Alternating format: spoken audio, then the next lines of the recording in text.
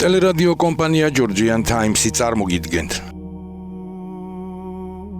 წმინდანთა ცხოვრება. წმინდა სვიმეონ მესვეტე.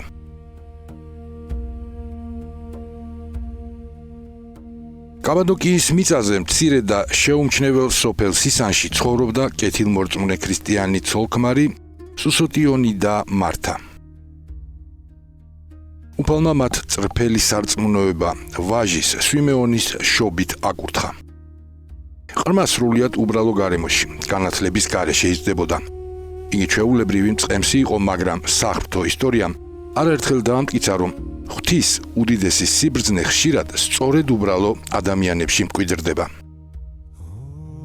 17 წლის სვიმეონი ყოველდღიურად მამის ცხრის ფარას მწყემსავდა, ისევე როგორც ძველ აღთქმაში დავითსა და მოსეს ღმერთმა მასაც მწყემსობისას მოუწოდა უდიდესი სულიერი მისიისთვის.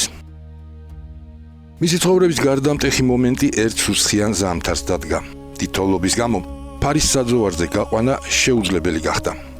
თავისუფალი დროით მოსარგებლე ჭაბუკი მშობლებს ეკლესიაში გაჰყვა.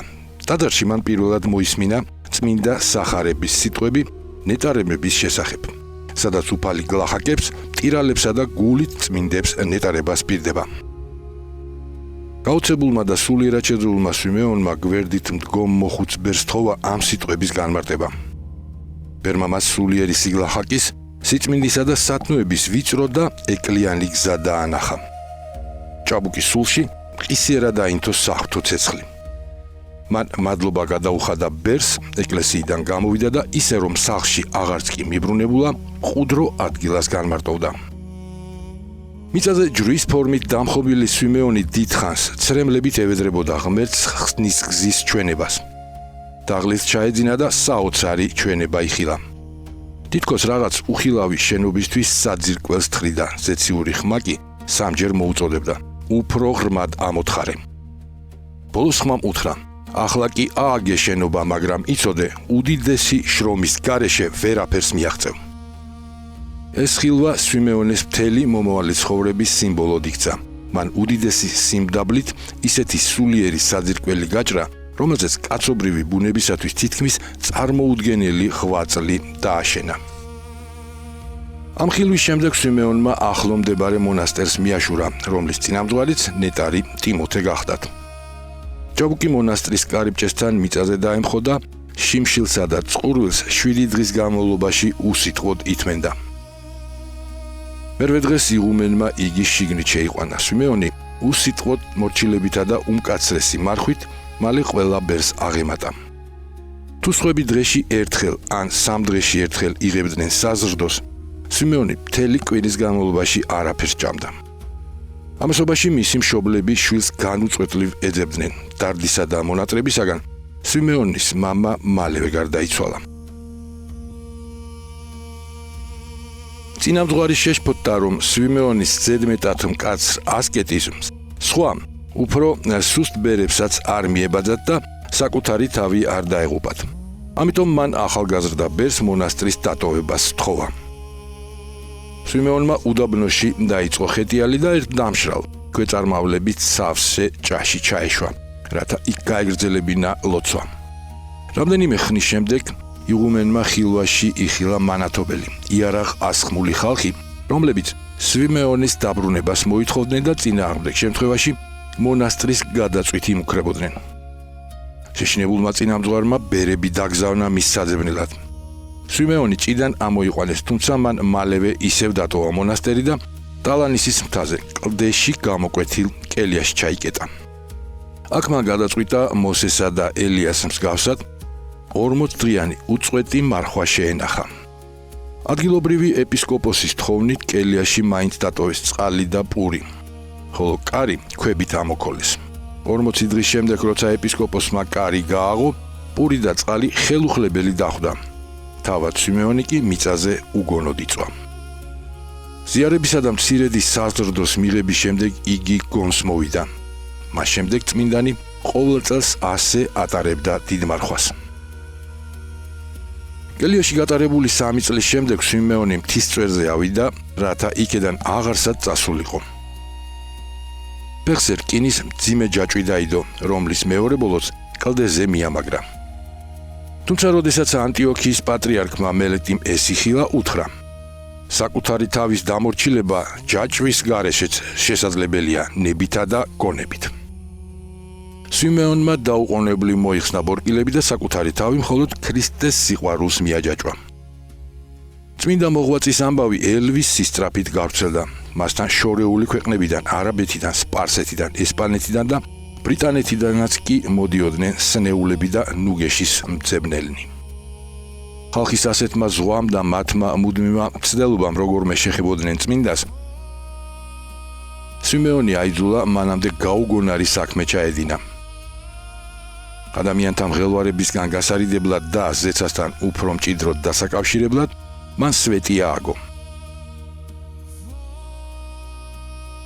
თავდაპირველად სვეტის სიმაღლე 6 წრთის ტოლი იყო, შემდეგ 20-მდე, ბოლოს კი 36 წრთამდე გაიზარდა, დაახლოებით 18 მეტრი.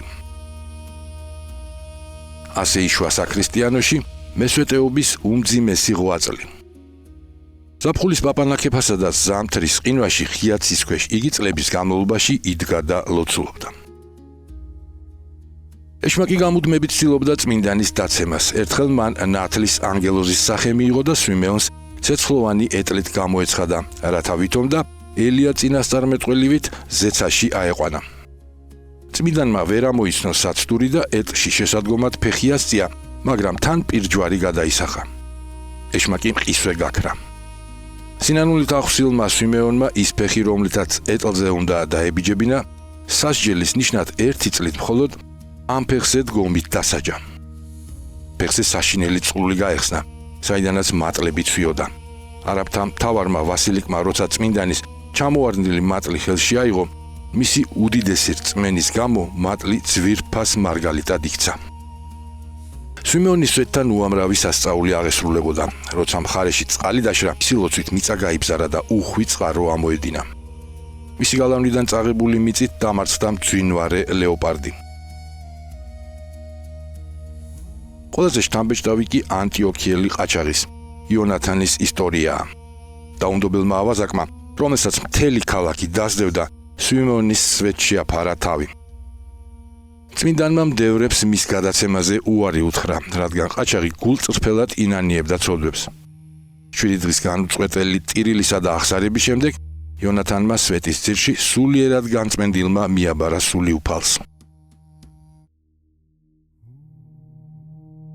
80 წლის განმავლობაში იდგა წმინდა სვიმეონის სვეტზე, მან შეარიგა მტრები, მოაქცია ათასობით წარმართი, კურნავდა სნეულებს და ეპისტოლეებით შეაგონებდა იმპერატორებსა და დედოფლებს. 100 წელს გადაცილებული წმინდანი სვეტზევე ლოცვის მდგომარეობაში გარდაიცვალა. მისი მიცვალება მოწაფემ ანტონიმ აღმოაჩინა. წმინდანის სხეულიდან საოცარი კეთილსურნელება იფრქვეოდა. წმინდა სვიმეონ მესვეტის ნეშტი დიდი პატივით პატრიარქისა და უამრავი ხალხის თანხლებით ანტიოქიაში გადაასვენეს. დაკრძალვის მსვლელობისას მისი შეხებით განიკურნა 40 წლის ყრუმუნჯი კაცი.